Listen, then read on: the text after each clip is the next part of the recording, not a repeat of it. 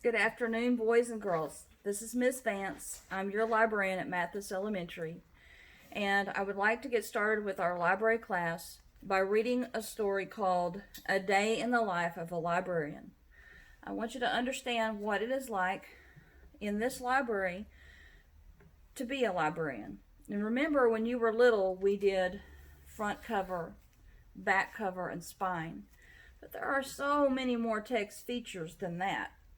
And a feature is what makes a book special. The title of our story, A Day in the Life of a Librarian. The author is Judy Monroe, and the publisher is Capstone Press. These are three that I've already taught you about, and we're going to go on and look at a couple of others. The copyright is The Circle with the C. This book was written in 2005. Now this is 2020, so that was 15 years ago that this book was printed. The next page is our table of contents. The table of contents breaks the story down into different parts, and it gives it chapter names and page numbers. It makes it very simple if you're going to do some research and you only need a little tiny part of the book instead of having to read the whole thing. How do librarians start their days? Well, every day, librarians get the library ready for people to use. And Kathy unpacks and checks in new books, and she turns on the computers, and she puts returned books on a cart. And Kathy is ready to help people find information. Okay, now I don't use the stamp anymore. They used to have to change the stamp with the day's date every day. The computer does that for me. We have a library catalog called Destiny that you have available all the time. And it will tell you what books and materials are in the library. And it will tell you in green if the book is in.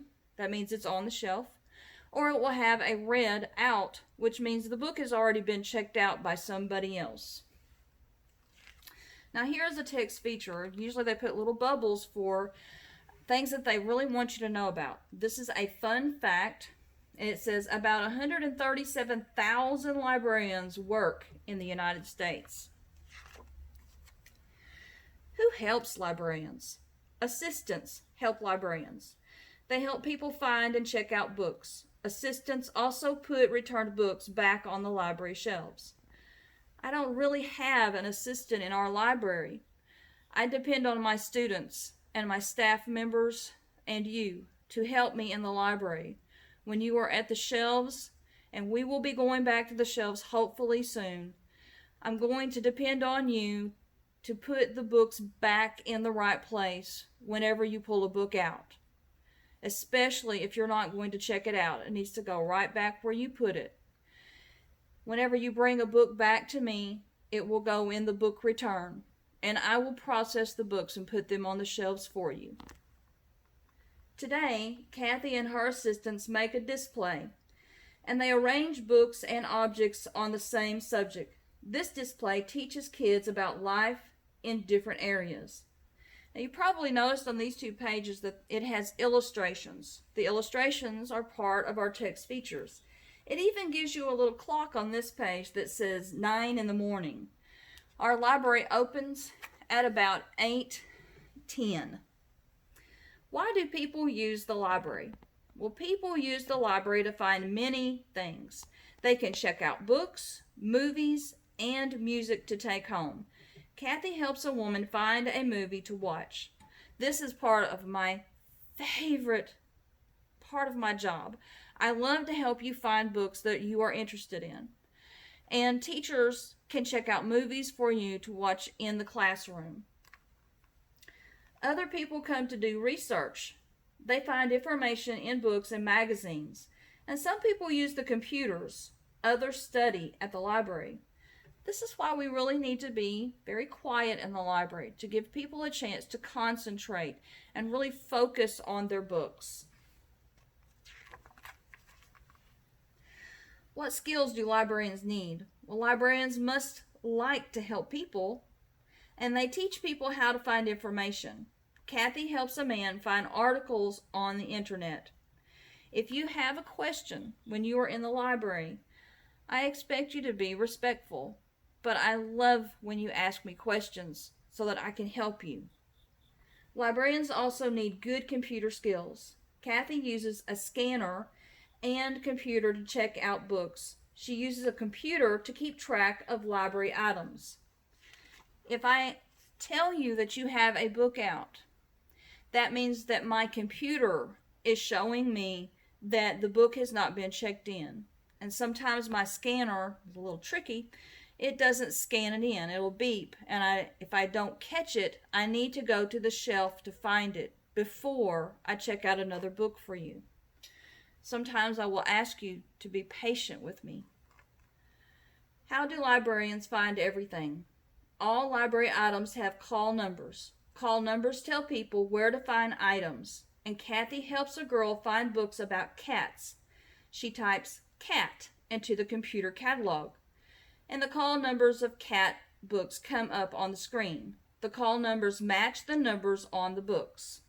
A fun fact. Librarians once listed everything in the library on small paper cards, and the world's largest card catalog had about 60 million cards. We do not have 60 million books in our library. We have about 20,000 books. That is the most popular question from all of my students. And it is difficult to keep up with that many books. But the computer is there to help me and you. Where do library books come from? Well, librarians buy new items for the library, and Kathy looks through catalogs to find new books, movies, and CDs, and she also looks for damaged items on the shelves that need to be replaced. Now, whenever you open up your library book, on the front cover, if it has a picture or it has some information, that means that that book was donated to our library by someone in the community or even some outside of the community that love you and want you to be reading books. How do librarians help the community? Librarians plan programs for people in the community, and librarians plan story hours and book clubs and summer reading programs. And today, Kathy reads to children at Story Hour.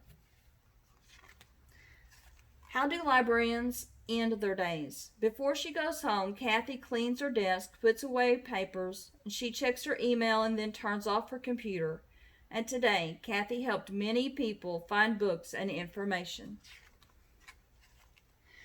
Until the late 1800s, children were not allowed in public libraries. The first children's room in a public library opened in 1895 in Boston, Massachusetts. Another text feature you find sometimes in a book is the glossary. The glossary is like a small dictionary that will tell you some of the words in the story and what they mean. It will also give you other information about where they found information for the story and sometimes internet sites. This is our index, and our index also has small words that can be found in the story and the page number that you can find them on. I have enjoyed being with you today, and I look forward to seeing you again. Goodbye.